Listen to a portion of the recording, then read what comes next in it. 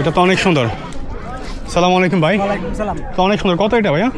সাধারণত আমরা সমতল ভূমির মানুষগুলার উঁচুতে উঠার আরোহণ করার সেই অভ্যেস নেই। আমরা অনেক সময় লেট করি, কিন্তু সময় অবসর আর টাকা একসাথে আসবে না। বন্ধুরা আপনারা এখান থেকে দেখুন পুরো জাফলং। আসসালামু আলাইকুম বন্ধুরা, সবাই কেমন আছেন? আশা করি অনেক অনেক ভালো আছেন। বন্ধুরা আমরা এই মুহূর্তে আছি সিলেট জাফলংয়ে। আমরা এখন দেখাবো আজকে সিলেট জাফলংয়ের যেই দোকানগুলো আছে, এখানে হরেক রকম দোকান আছে, অনেক কিছু পাওয়া যায়।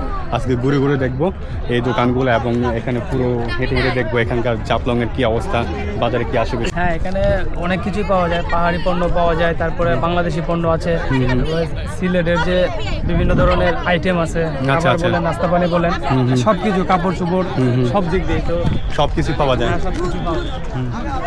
আমরা এগুলাই দেখাবো। আমরা দেখতে পাচ্ছি একজন আর্ট শিল্পী,